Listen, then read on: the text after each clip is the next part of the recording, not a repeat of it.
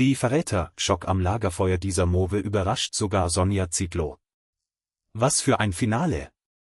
Bei Die Verräter vertraue niemandem kommt es am letzten Lagerfeuer zu einer Entscheidung, mit der offenbar selbst Spielleiterin Sonja Zietlow nicht gerechnet hat.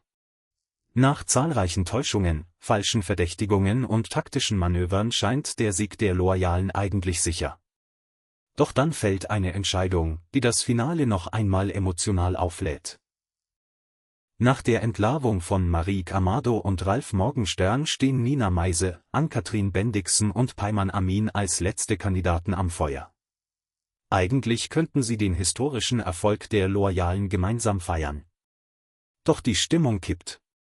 Ralf und Marieke unter Druck. Zuvor hatte sich am runden Tisch bereits ein dramatisches Duell entwickelt. Marieke und Nina standen im Mittelpunkt der letzten Abstimmung.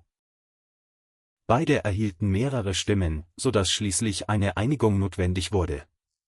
Ralf gerät dabei in eine schwierige Lage. Als Verräter möchte er seine Mitstreiterin Marieke eigentlich schützen. Doch je länger er an ihr festhält, desto größer wird sein eigenes Risiko.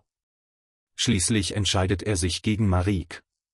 Damit ist ihre Rolle als Verräterin endgültig aufgedeckt. Für Marieke endet das Spiel überraschend ruhig. Sie verabschiedet sich mit Humor und blickt trotz der Niederlage positiv auf ihre Zeit im Schloss zurück. Ralf erlebt den nächsten Schock. Doch auch Ralf kann sich nicht lange sicher fühlen. Bei der letzten Offenbarung entscheiden sich die verbliebenen Loyalen gegen ein sofortiges Spielende. Die Entscheidung fällt einstimmig, Ralf muss gehen. Als er seine wahre Identität bestätigt, ist der Jubel bei den Loyalen groß. Damit ist tatsächlich der zweite Verräter enttarnt. Für die 4. Staffel bedeutet das einen historischen Moment, die Loyalen haben erstmals die Chance, den Silberschatz zu gewinnen.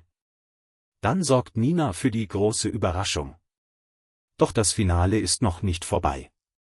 Ann-Kathrin und Peyman wollen noch einmal verbannen. Nina hätte dagegen lieber das Spiel beendet. Die Entscheidung fällt trotzdem für eine weitere Abstimmung.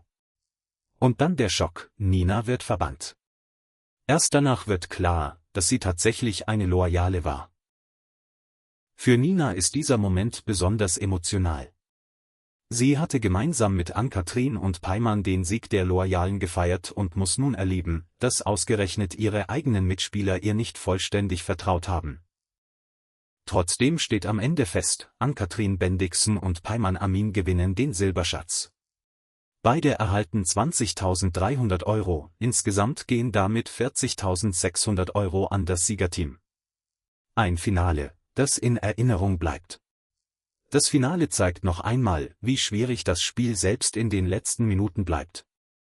Vertrauen kann innerhalb weniger Augenblicke kippen und eine richtige Entscheidung kann gleichzeitig zu einem bitteren Ergebnis führen.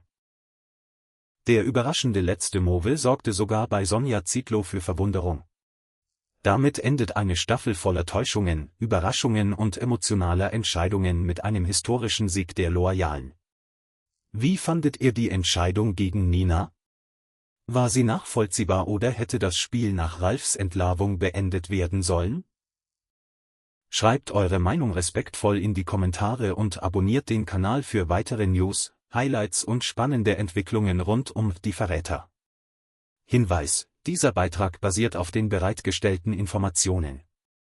Die emotionale Einordnung und journalistische Gestaltung wurden teilweise redaktionell bzw. KI-generiert formuliert.